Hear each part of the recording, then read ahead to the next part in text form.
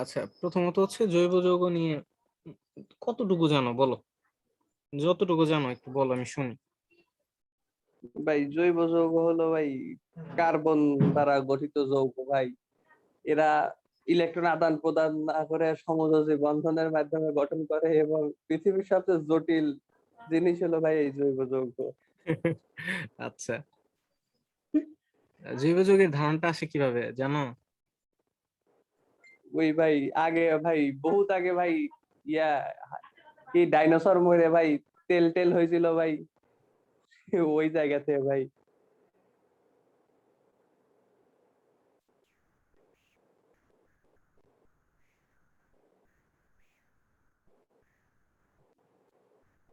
তারপর আর কি জানো?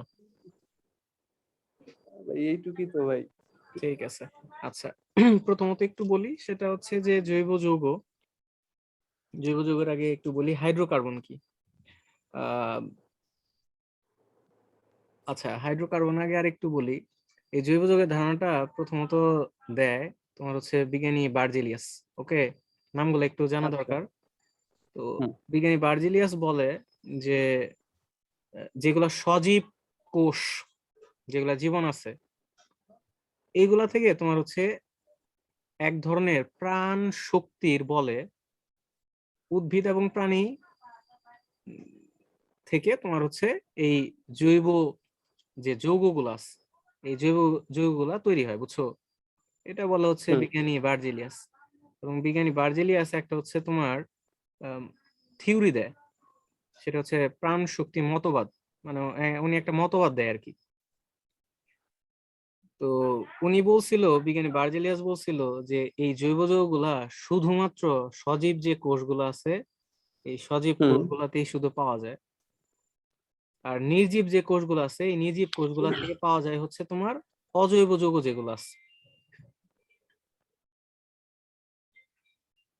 এই হুম যে এখানে একটু খেয়াল করে দেখো যে 1808 খ্রিস্টাব্দে সুইডিশ বিজ্ঞানী বার্জিলিয়াস উদ্ভিদ এবং প্রাণী অর্থাৎ সজীব পদার্থ থেকে প্রাপ্ত যৌগ সমূহকে জৈব যৌগ বলে, আর খনিজ এবং নির্জীব পদার্থ থেকে প্রাপ্ত যৌগ সমূহকে অজৈব যৌগ নামকরণ করে। এটা কে করে? বিজ্ঞানী বার্জিলিয়াস করে। বার্জিলিয়াস। রাইট। আর এখানে একটু সালটা দেখবা, 1815 খ্রিস্টাব্দে এই বিজ্ঞানী বার্জেলিয়াস প্রস্তাব করে যে শুধুমাত্র এই যে সজীব উদ্ভিদ এবং প্রাণী যে আছে, এদের দেহে হুম এক রহস্যময় প্রাণ শক্তির প্রভাবে এই জৈব যৌগগুলো উৎপন্ন হয়। পরীক্ষাগারে জৈব যৌগগুলো প্রস্তুত করা যায় না। এই মতবাদটাকে বার্জিলিয়াসের প্রাণ শক্তি মতবাদ বা ভাইটাল ফোর্স থিওরি বলে। এইটা আচ্ছা। বিজ্ঞানী বার্জিলিয়াস বলছে। তো এখান থেকে আমাদের কি জানা দরকার? 1815 সালে বলছে কে? বার্জিলিয়াস বলছে। আর উনি কি বলছে? হুম যে সজীব উদ্ভিদ এবং প্রাণী দেহে থেকেই শুধুমাত্র জৈব যৌগ পাওয়া যায়, এগুলা পরীক্ষাগারে প্রস্তুত করা যায় না। আর এই মতবাদটা হচ্ছে প্রাণশক্তি মতবাদ। হুম এই এতটুকু জানা লাগবে। কিন্তু উনারই স্টুডেন্ট ফ্রেডরিক ভোলার, বা এটাকে বলা হয় ফ্রেডরিক উইলারও বলে, এই যে এফ উলার, এই হুম বিদেশি লোক তো, বাংলাদেশে আইসে এর নাম চেঞ্জ করছে। তো এই 1828 সালে এই লোক আবার 1828 সালে এই ফ্রেডরিক ভোলার উনি অজৈব যৌগ থেকে তোমার জৈব যৌগ তৈরি করে ফেলে, মানে পরীক্ষাগারে একটা তৈরি করতে আরে চাইছিল। হ্যাঁ, আর একটা জিনিস হয়ে গেছে।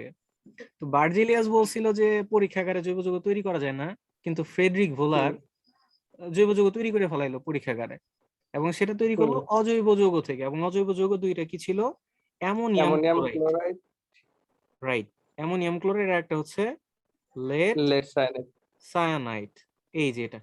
তো এই দুইটা হুম যৌগ থেকে উনি তৈরি করতে চাইছিল কিন্তু অন্য একটা কিছু, কিন্তু হয়ে গেছে একটা জৈব যৌগ হয়ে গেছে। এবং জৈব যৌগটা যেটা পায় সেটা হচ্ছে ইউরিয়া পায়। ঠিক আছে? তাহলে হুম এইখান থেকে আমাদের কয়েকটা জিনিস জানা লাগবে, সেটা হচ্ছে ফ্রেডরিক ভোলার অ্যামোনিয়াম ক্লোরাইড এবং লেড সায়ানাইড থেকে কি তৈরি করে? ইউরিয়া তৈরি করে। এবং হুম এই পরীক্ষার মাধ্যমে এই যে প্রাণ শক্তি মতবাদ, এটা কিন্তু আর টিকে না। ঠিক আছে? আচ্ছা। আচ্ছা, এইখান থেকে হচ্ছে তোমার এই আহ, এই যে রিয়াকশনটা দেখতে হবে। এই যে ammonium chloride plus lead cyanide, তো উৎপন্ন করে হচ্ছে তোমার লেড অ্যামোনিয়াম সায়ানাইড তৈরি করে। এটা অ্যামোনিয়াম ক্লোরাইড আর লেড সায়ানাইড, এই দুইটা রিয়াকশন করা হুম হলে অ্যামোনিয়াম সায়ানাইড সায়ানেট তৈরি করে, অ্যামোনিয়াম সায়ানেট, এবং লেড ক্লোরাইড হুম তৈরি করে। এই যে অ্যামোনিয়াম সায়ানেটটা আছে, এই অ্যামোনিয়াম সায়ানাইডটা পুনর্বিন্যাসিত হয় আবার, মানে রিয়ারেঞ্জ হয়, রিয়ারেঞ্জ হয়ে এই যে একটা যৌগ তৈরি করে, এই যৌগটাই হচ্ছে ইউরিয়া। ইউরিয়ার সংকেতটা হচ্ছে H2N CO NH2, বুঝতে পারছো? এটা হচ্ছে ইউরিয়া। আর আচ্ছা এটা হচ্ছে একটা জৈব যৌগ। তো অ্যামোনিয়াম ক্লোরাইড, লেড সায়ানাইড এগুলো হচ্ছে জৈব যৌগ। আর এই যে ইউরিয়া যেটা তৈরি করলো, এটা হচ্ছে জৈব যৌগ। সো আলটিমেটলি জৈব যৌগটা তৈরি করা যায় পরীক্ষাগারে, ঠিক আছে? হুম হুম আর এগুলা কিন্তু এই যে মেডিকেলে 2009 সালে আসছিল।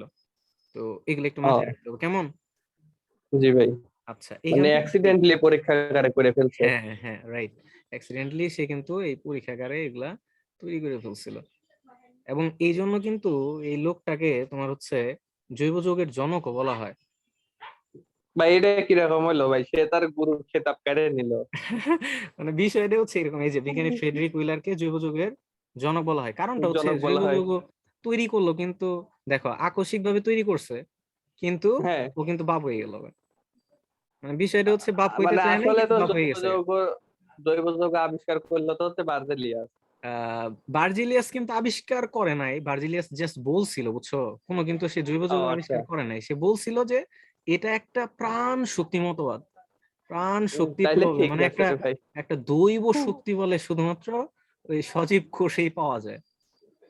তো যাই হোক, এখান থেকে আমরা এটা মাথায় রাখবো, হ্যাঁ? জি ভাই। ওকে। এরপর সেটা হচ্ছে জৈব যৌগ কিভাবে গঠিত হয়। জৈব যৌগটা গঠিত হয় বেসিক্যালি তোমার কার্বন এবং হাইড্রোজেন নিয়ে, ঠিক আছে? হুম তো কার্বন এবং হাইড্রোজেন নিয়ে যে যৌগগুলা হয়, কার্বন এবং হাইড্রোজেন এদেরকে বলা হয় হাইড্রোকার্বন। Hydro carbon. কার্বন, যেমন কিছু এক্সাম্পল দিই, যেমন CH4, C2H6। CH4 হচ্ছে হুম মিথেন, C2H6 হচ্ছে ইথেন। তারপরে ধরো তুমি কি এটা নাম জানো? CH3CH2H, এটার নাম বলো তো কি? পরিমণির বাসায় এক পাওয়া গেছিল। দুই ভাই ইথানল। এক্স্যাক্টলি, এটা হচ্ছে একটা অ্যালকোহল বা ইথানল। তো এই যে এগুলা, এই সবগুলা হচ্ছে হাইড্রোকার্বন। কেন হাইড্রোকার্বন খেয়াল করে দেখো, এখানে কার্বন আছে এবং হাইড্রোজেন আছে, হুম ঠিক আছে? জি ভাই। তার মানে ভাই কার্বন এবং হাইড্রোজেন দ্বারা গঠিত যৌগকে হাইড্রোকার্বন বলে।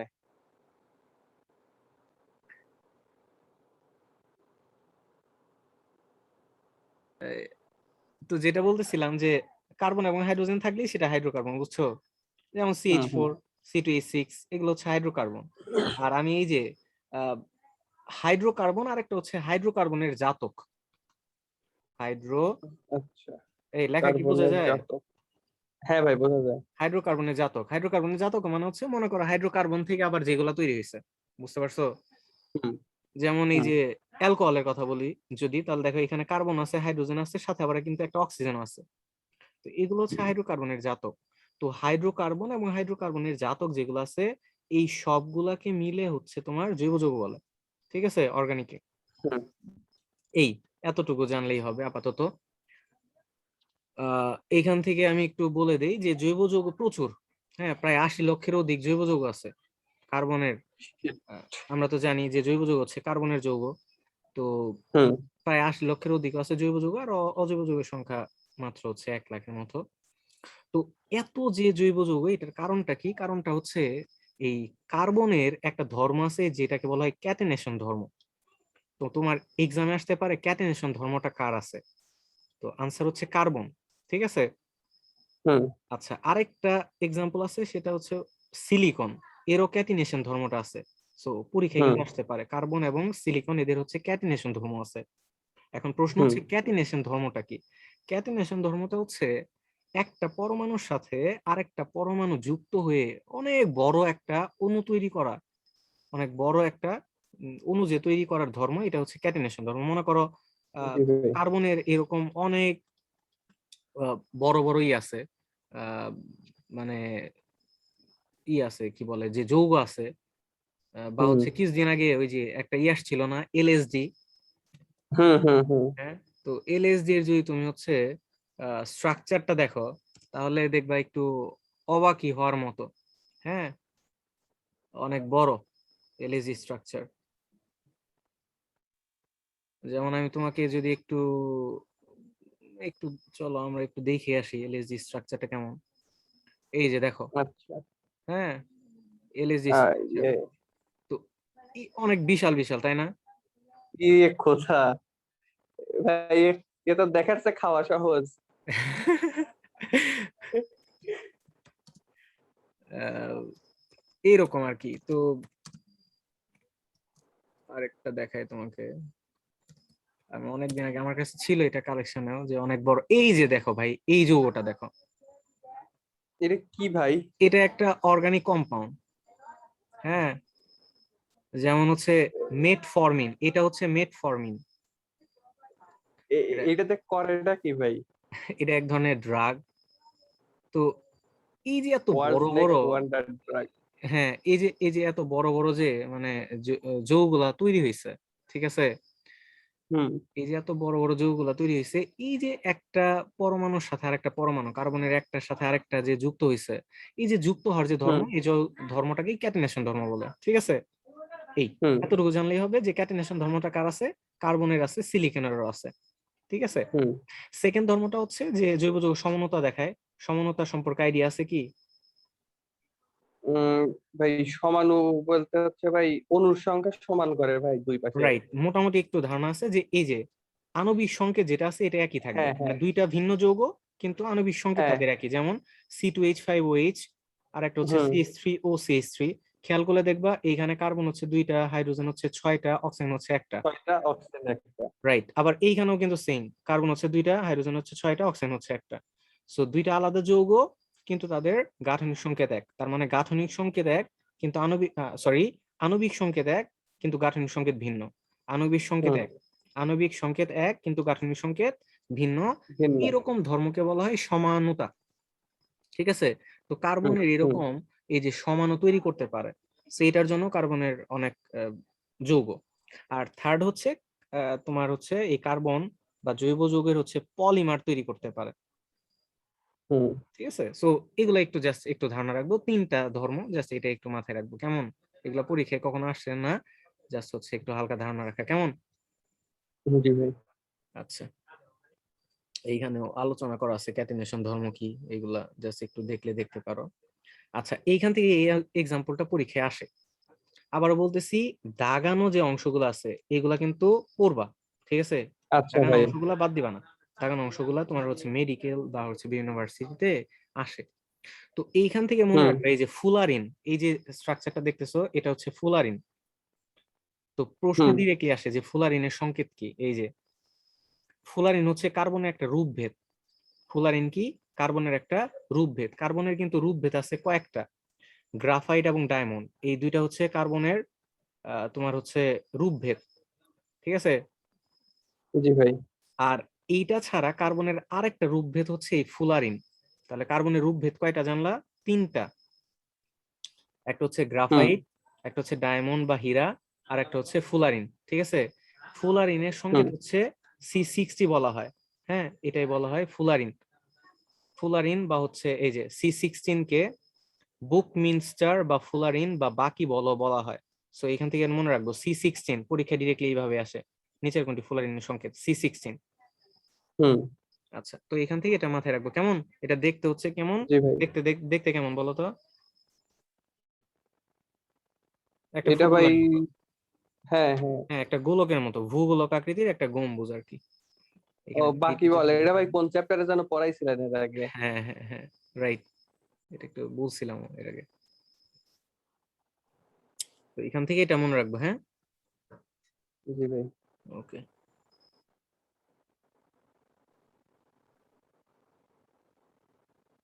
আর এই যে ছকটা আছে, এই ছকটা একটু পড়বা। বিশেষ করে মেডিকেলের জন্য ছকগুলা খুবই ইম্পর্টেন্ট, বুঝছো? তুলনা, পার্থক্য, এগুলা। যেমন জৈব হুম। যৌগ আর অজৈব যৌগের এখানে পার্থক্য আছে। তো জৈব যৌগ কি বললাম? জৈব যৌগ বললাম হচ্ছে জৈব যৌগের মধ্যে কি থাকে? কার্বন এবং হাইড্রোজেন মাস্ট থাকবেই, কার্বন এবং হাইড্রোজেন থাকবেই জৈব যৌগের মধ্যে। হুম। হুম। আচ্ছা, সাথে কি থাকতে পারে? অক্সিজেন থাকতে পারে, নাইট্রোজেন থাকতে পারে, সালফার থাকতে পারে, হ্যাঁ, ও ভাই, ফসফরাস থাকতে পারে। তাইলে এইগুলাদের ভাই কি বলে, এগুলার কোনো আলাদা নাম আছে কি? কোনগুলা? এই যে ভাই কার্বন অক্সিজেন এরা যে সাইডে থাকতেছে, sorry oxygen nitrogen sulphur phosphorus. না, ওই যে বললাম যে কার্বন এবং হাইড্রোজেন নিয়ে, শুধু কার্বন এবং হাইড্রোজেন নিয়ে যদি কোনো যৌগ হয় তাদেরকে বলা হয় হাইড্রোকার্বন। হুম। ও আচ্ছা আচ্ছা। আর যদি এদের সাথে অক্সিজেন, নাইট্রোজেন বা সালফার বা ফসফরাস বা ফ্লোরিন, ক্লোরিন, ব্রোমিন, আয়োডিন এগুলো যুক্ত থাকে, তখন এদেরকে বলা হয় হুম। হাইড্রোকার্বনের জাতক। হ্যাঁ, আচ্ছা। হাইড্রোকার্বনের জাতক বলে হুম। আর কি। আচ্ছা, তো জৈব যৌগ কি নিয়ে গঠিত হয়? কার্বন, হাইড্রোজেন থাকবে, সাথে অক্সিজেন, নাইট্রোজেন, সালফার, ফসফরাস এগুলো থাকতে পারে। ওকে, হুম। আচ্ছা। হুম। আর অজৈব যৌগ, অজৈব যৌগ কি নিয়ে গঠিত হবে? অজৈব যৌগে হচ্ছে দুই বা ততোধিক যে কোনো পদার্থ থাকতে পারে। ঠিক আছে। জি ভাই। হুম, আচ্ছা। আর বন্ধন প্রকৃতি জৈব যৌগগুলাতে কি হয়? সমযোজী যৌগ, তুমি যেটা বলছো, যে জৈব যৌগগুলাতে সমযোজী বন্ধন থাকে। আর অজৈব যৌগগুলাতে তোমার হচ্ছে সমযোজীও থাকতে পারে, আয়নিকও থাকতে পারে। যেমন সোডিয়াম ক্লোরাইড, এটা একটা আয়নিক যৌগ, তাই না? হুম। আবার HCl, এটা হচ্ছে সমযোজী বন্ধন আছে। আর জৈব যৌগে সবসময় সমযোজী বন্ধন থাকে। এই জি ভাই। আচ্ছা, এইগুলা খুব মানে ইজি MCQ, এগুলা হচ্ছে জাস্ট একটু মাথায় রাখবা মেডিকেলে আসার ভাই মতো। এত সহজ প্রশ্ন কি দিবিনি ভাই? যদি দেখা যায় প্রশ্ন খুব সহজ করে ফেলে তখন দিতেও পারে। যাই হোক, এই যে জৈব যৌগের নিম্ন গলনাঙ্ক এবং নিম্ন স্ফুটনাঙ্ক থাকে, ঠিক আছে? অজৈব যৌগের গলনাঙ্ক হুম। স্ফুটনাঙ্ক বেশি হয়। এই জি ভাই। তারপর হচ্ছে জৈব যৌগ পোলার দ্রাবকে অদ্রবণীয় হয়। এইটা একটু মাথায় রাখবা, আমি একটু বলি। আচ্ছা। সেটা হচ্ছে জৈব যৌগগুলা, জৈব যৌগ জৈব দ্রাবকে তোমার হচ্ছে দ্রবীভূত হয়। ঠিক আছে, আচ্ছা, শুধুমাত্র জৈব দ্রাবকে দ্রবীভূত হয়? রাইট। আবার অজৈব যৌগ অজৈব দ্রাবকে দ্রবীভূত হয়। অজৈব যৌগ তাইলে ভাই।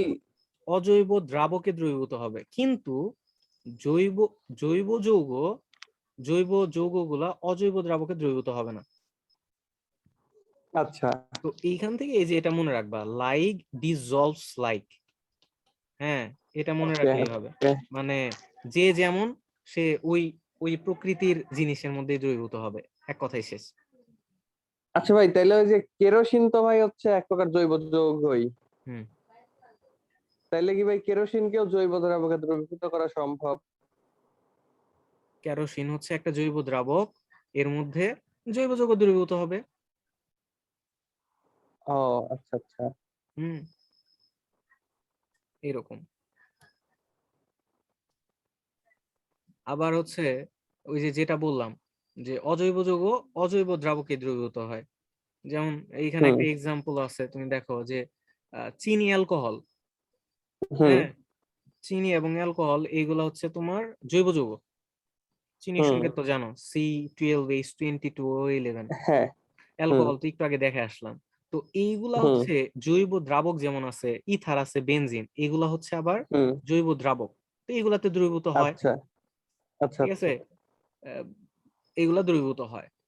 কিন্তু তোমার হচ্ছে আবার এই আহ, যেমন মনে করো অন্যান্য যেগুলো আছে, যেমন মিথেনের কথাই যদি বলি, মিথেন হুম। মিথেন হচ্ছে একটা জৈব যৌগ, এটা পানির মধ্যে দ্রবীভূত হবে না। ঠিক আছে। আহ, আচ্ছা। বা হুম। হচ্ছে ধরো একটা অজৈব দ্রাবক আমি যদি বলি সালফ্রিক অ্যাসিড, সালফ্রিক অ্যাসিডের মধ্যে হুম। দ্রবীভূত হবে না। এরকম। আচ্ছা তবে আচ্ছা। কিছু ব্যতিক্রম আছে, ব্যতিক্রম গুলো একটু মাথায় রাখতে হবে। এই যে এইখানে লেখা আছে চিনি অ্যালকোহল পানিতে দ্রবীভূত হয়, এটা তো আমরা জানি। ওই যে পানিতে, হাইড্রক্সিল মূলক যুক্ত এই কারণে। রাইট রাইট, এই তো এগুলো একটু পড়লেই পাবে। এখানে আসলে বোঝানোর তেমন কিছুই নাই, এগুলা ছকগুলো একটু পড়ে নিবা কেমন। আচ্ছা ভাই। আচ্ছা, এইখানে একটা খুব গুরুত্বপূর্ণ একটা জিনিস বলি, সেটা হচ্ছে তোমার আহ যে কোনো জৈব যৌগকে যদি তুমি পুরো, কি যেন তৈরি হয় বলছিলাম মনে হয়, যে কোনো জৈব যৌগকে যদি পুরানো হয়, অক্সিজেনে যদি দহন করা হয়। ভাই কার্বন ডাই অক্সাইড আর কি উৎপন্ন ভেরি হয়। গুড, কার্বন ডাই অক্সাইড আর পানি তৈরি হয়। এই এই দুইটাই মাথায় রাখবা, যে যে কোনো জৈব যৌগ দহন করা হইলে তোমার হচ্ছে কার্বন ডাই অক্সাইড আর পানি তৈরি হয়, এবং কোনো অবশিষ্ট থাকে না, বুঝছো? যেমন এই যে মিথেন, হুম। মিথেনকে যদি তুমি অক্সিজেন দ্বারা পুরাও, কার্বন ডাই অক্সাইড আর পানি তৈরি হবে।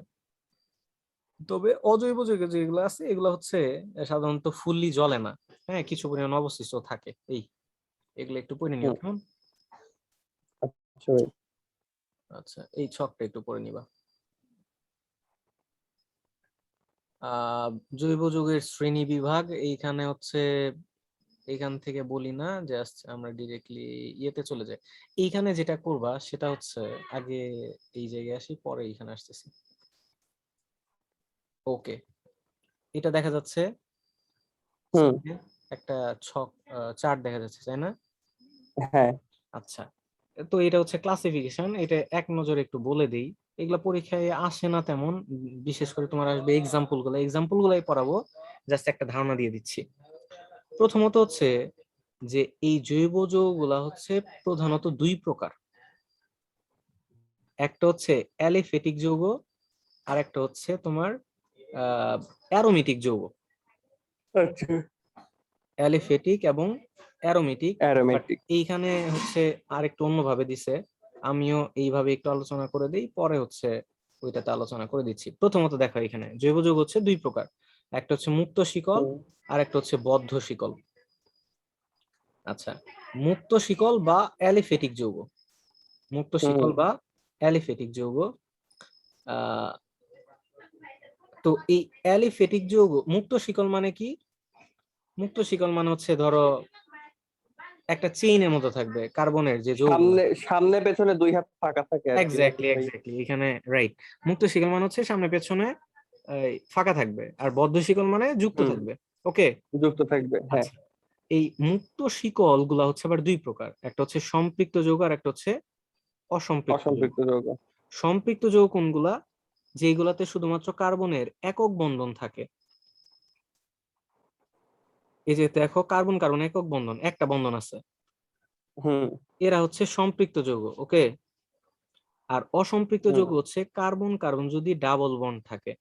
কার্বনের হাত যেহেতু চারটা, তো এই যে এদিকে দুইটা হুম। দিলাম, বাকি ওইদিকে দুইটা, যাই হোক, কার্বন কার্বন ডাবল বন্ড অথবা কার্বন কার্বন যদি ট্রিপল বন্ড থাকে, এই হুম। যৌগগুলোকে বলা হয় অসম্পৃক্ত যৌগ। বোঝা গেছে? জি ভাই। আচ্ছা, যেমন এই যে এখানে একটা এক্সাম্পল দেয়া আছে, ইথেন, তারপরে এখানে দেয়া আছে ইথিলিন, কার্বন কার্বন দ্বিবন্ধন। তো তাহলে জৈব যৌগ হচ্ছে দুই প্রকার, একটা হচ্ছে মুক্ত শিকল আর একটা হচ্ছে বদ্ধ শিকল। মুক্ত শিকল আবার দুই প্রকার, একটা হচ্ছে সম্পৃক্ত আর একটা হচ্ছে অসম্পৃক্ত। সম্পৃক্ত হচ্ছে একক বন্ধন যেগুলো থাকে এগুলা মুক্ত, সম্পৃক্ত, আর দ্বিবন্ধন ত্রিবন্ধন হুম। থাকে অসম্পৃক্ত। ওকে। হুম। জৈব যৌগ আর একটা হচ্ছে কি বদ্ধ শিকল আর এক প্রকার। এই বদ্ধ শিকলের মধ্যে আবার দুই প্রকার, একটা হচ্ছে কার্বোসাইক্লিক আর একটা হচ্ছে হেটারোসাইক্লিক। হেটারোসাইক্লিক। আচ্ছা, প্রথম কথা হচ্ছে যেহেতু বদ্ধ শিকল, তার মানে হুম। আহ এইখানে আমরা তো জানি জৈব যৌগতে কি থাকে, কার্বন থাকে আর হাইড্রোজেন থাকে, তাই না? হুম। আচ্ছা, সাথে কি থাকে? Oxygen, nitrogen, nitrogen, sulphur, phosphorus, sulphur, অনেক কিছু থাকতে পারে। ফসফরাস। হুম। আচ্ছা, এবার খেয়াল করো, শুধু যদি কার্বন এবং হাইড্রোজেন দিয়ে কোনো যৌগ তৈরি হয় এবং সেগুলো যদি বদ্ধ শিকল হয়, অবশ্যই কি বদ্ধ শিকল হওয়া লাগবে, আমরা যেহেতু বদ্ধ শিকল পড়তেছি। হুম। এই বদ্ধ শিকলে যদি শুধুমাত্র কার্বন এবং হাইড্রোজেন থাকে, এদেরকে বলা হয় কার্বোসাইক্লিক যৌগ। আচ্ছা। আর এই কার্বন হাইড্রোজেনের সাথে যদি অক্সিজেন, নাইট্রোজেন, সালফার, ফসফরাস এগুলো থাকে, এদেরকে বলা হয় হেটারোসাইক্লিক। হেটারোসাইক্লিক। এই, ঠিক আছে। এই কার্বোসাইক্লিকের মধ্যে যৌগগুলো হচ্ছে আবার দুই প্রকার, একটা হচ্ছে অলিসাইক্লিক আর একটা হচ্ছে অ্যারোমেটিক যৌগ। হুম। অলিসাইক্লিক মানে হচ্ছে, এক কথায় প্রথমত আসে আগে অ্যারোমেটিক যৌগ কোনগুলা। অ্যারোমেটিক যৌগগুলো হচ্ছে যেইগুলাতে হচ্ছে তোমার বেনজিন বা বেনজিন চক্র, বেনজিন বা বেনজিনের জাতক যেগুলো আছে সেগুলা বেনজিন বা বেনজিনের হুম। জাতক। বেনজিন কি আমরা তো জানি মোটামুটি, নাকি?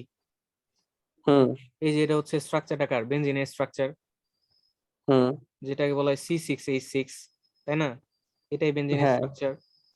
বা এইভাবে লেখা যায়, এই যে CH CH CH CH CH CH। বেনজিনে কি থাকে? তিনটা দ্বিবন্ধন থাকে, এক, দুই, হুম। তিন, তিনটা দ্বিবন্ধন থাকে। কার্বন থাকে ছয়টা, হাইড্রোজেন থাকে ছয়টা। হুম। এবং এটাই হচ্ছে বেনজিনের স্ট্রাকচার, তাই না? হুম। এইরকম স্ট্রাকচার যাদের ক্ষেত্রে থাকে তারাই হচ্ছে অ্যারোমেটিক যৌগ। ওকে। জি ভাই। আর অ্যারোমেটিক যৌগগুলা থেকে একটা অ্যারোমা বের হয়। অ্যারোমা মানে হচ্ছে সুগন্ধ।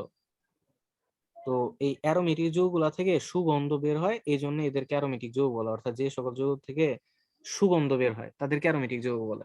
ঠিক আছে? হুম হুম আচ্ছা, আর অ্যারোমেটিক যৌগ অর্থাৎ এইরকম বেনজিন চক্র যাদের থাকবে না কিন্তু বলয় থাকবে বা বদ্ধ থাকবে, সেগুলো হচ্ছে অলিসাইক্লিক। বুঝলা? হুম আমি যদি একটু আরেকবার বলি, অ্যারোমেটিক যৌগ কোনগুলা? যেগুলাতে তোমার কি থাকবে, বেনজিন চক্র থাকবে। হুম যেমন এটা, এই চক্রটা বেনজিন, হুম তাহলে এটা একটা অ্যারোমেটিক যৌগ। জি তারপর ভাই। এই যে এটা, এটা ন্যাপথালিন। এটা কি? হ্যাঁ, ন্যাপথালিন। ন্যাপথলিন। তো ন্যাপথালিন এটাও একটা অ্যারোমেটিক যৌগ। হুম এটা OH, এটা ফেনল। ফেনল। রাইট। সো এটাও একটা অ্যারোমেটিক যৌগ, বুঝছো? হুম আচ্ছা, কিন্তু এই যে এইখানে যেটা আছে, এটা কি অ্যারোমেটিক যৌগ? না ভাই, এর হ্যাঁ, তো বেনজিন বলয় নাই। রাইট, বেনজিন বলে নাই, দ্যাট মিন্স এটা অলিসাইক্লিক যৌগ। বোঝা গেল? সাইক্লিক, সাইক্লিক হুম মানে তো বুঝতেছো, সাইক্লিক মানে একটা কি থাকবে, হ্যাঁ সাইকেল থাকবে, একটা চক্র হ্যাঁ থাকবে। ক্লিয়ার? হ্যাঁ ভাই। আচ্ছা, তো প্রশ্ন আসতে পারে যে সাইক্লোপ্রোপেন, এই যৌগটার নাম সাইক্লোপ্রোপেন। যদি একটু খেয়াল করো, হুম যখন এগুলো পড়বা একটু লিখে পড়বা। কিভাবে লিখবা? এখানে কার্বন আছে কয়টা? 3টা। তাহলে তিনটা। C3। হাইড্রোজেন কয়টা আছে? 6টা। 6টা। তাহলে C3H6। এই যৌগটার নাম কি? সাইক্লোপ্রোপেন। সাইক্লোপ্রোপেন। এই এরকম করে একটু পড়বা, ডিরেক্টলি প্রশ্ন আসে কি যে সাইক্লোপ্রোপেন নিচের কোনটি? সাইক্লোপ্রোপেনের সংকেত C3H6। বুঝাইতে পারলাম? হুম হুম আচ্ছা, এরপর তাহলে অলিসাইক্লিক বোঝা গেল, অ্যারোমেটিক যৌগ বোঝা গেল। আর এই যৌগগুলো কার্বোসাইক্লিক। কারণ কি? খেয়াল করো, এইখানে শুধুমাত্র কার্বন আর হাইড্রোজেনই আছে, কার্বন আর হাইড্রোজেনই আছে। ওকে। হুম আচ্ছা, আরেকটা তোমার হেটেরোসাইক্লিক। হেটেরোসাইক্লিক মানে কি? কার্বন হাইড্রোজেনের সাথে অক্সিজেন, নাইট্রোজেন, সালফার এগুলো থাকতে পারে। তো খেয়াল করে দেখো, এই যে অ্যারোমেটিক যৌগ যেগুলো আছে, এই অ্যারোমেটিক যৌগগুলাতে যদি, অর্থাৎ কি থাকবে? বেনজিন বলয় থাকবে। হুম বেনজিন বলয়ের সাথে যদি তোমার ওই যে অক্সিজেন, সালফার, নাইট্রোজেন এগুলা থাকে, তখন এই যৌগগুলোকে আমরা হেটেরোসাইক্লিক বলি। এই হুম যেমন খেয়াল করে দেখো, এই যে এইরকম, এখানে যদি তোমার সালফার থাকে, হ্যাঁ, এটা দেখতে কি হুম বেনজিন বলয়ের মতোই না? হুম আচ্ছা, তো এই যৌগটার নাম থায়োফিন। তো এইখানে যেহেতু কার্বন হাইড্রোজেন আছে, এই যে খেয়াল করো, CH CH CH CH, sulphur. তো হুম সিএইচ সিএইচ আছে, তার মানে শুধু যদি সিএইচ সিএইচ থাকতো, মানে কার্বন হাইড্রোজেন থাকতো, আমরা কি বলতাম? কার্বোসাইক্লিক বলতাম। যেহেতু সালফার হুম আছে, তাই এটাকে হেটারোসাইক্লিক বলা হয়। বুঝছো? জি ভাই। আচ্ছা, আরেকটা কি, এই যে অলিসাইক্লিক যেটা আছে, এখানেও খেয়াল করে দেখো, এটাকে আমরা বলতেছি হেটারো অলিসাইক্লিক। মানে কি? এখানে ছিল CH2 আর এখানে আছে অক্সিজেন, তার মানে কার্বন হুম হাইড্রোজেনের সাথে একটা অক্সিজেন আছে। এই এদেরকে হেটারোসাইক্লিক যৌগ বলে। বোঝা গেল? জি ভাই। তো এইখান থেকে মাথা ঘামানোর তেমন কিছুই নাই। এইখান থেকে বেসিক্যালি যেগুলো আসবে সেটা এই যে সংকেতগুলো আছে না, এই হুম সংকেতগুলা দিয়ে তোমাকে বলবে এটা কি ধরনের যৌগ। যেমন এইখানে খেয়াল করো, থায়োফিন, থায়োফিনের সংকেতটা কি হবে বলো তো? কার্বন কয়টা আছে? C4। তো এইচ কয়টা আছে? 1 2 3 4টা ভাই। Right, C4H4। আর একটা কি আছে? সালফার, তাই না? হ্যাঁ। তো এই যে প্রশ্ন করবে নিচের কোনটি থায়োফিনের সংকেত? C4H4S। ওকে, খুবই ইম্পর্টেন্ট এটা। জি ভাই। ঠিক আছে? প্রশ্ন আসতে পারে জি ইথিলিন ভাই। অক্সাইড বা ইপোক্সি ইথেন সংকেত কি? তো এগুলা মনে হুম রাখার জন্য তুমি লিখবা। হ্যাঁ, লিখলেই হবে হুম এখান থেকে। ওকে। জি ভাই। এবং এটা আসে যে নিচের কোনটি হেটারোসাইক্লিক যৌগ? নিচের কোনটি হেটারোসাইক্লিক যৌগ? এই যে থায়োফিন। ওকে। জি ভাই। তো এটা ছাড়াও আরো কিছু আছে। হচ্ছে পিরিডিন আছে, পিরিডিন, পিরিডিন, পাইরল আছে, হুম পাইরল, পিরিডিন, পাইরল, থায়োফিন তো বললামই। হুম তো এটা মনে রাখারও একটা টেকনিক আছে। এই যে এইখানে দেয়া আছে, এই যে হেটারোসাইক্লিক যৌগের, পাশে। হ্যাঁ, হ্যাঁ। পাপিটাকে কি পাপিটাকে, এটা কি ভাই, দেয়াই না ফিয়াই? ফিথাই। ফিথাই আবার কি ভাই? এটা কি লিখছে? পাপিটাকে ফিউরান ফিরাই ফিরাই ফিরাই ফিরাই কি লিখছে? ভাই এই বইটা আসলে কার? এই বইটা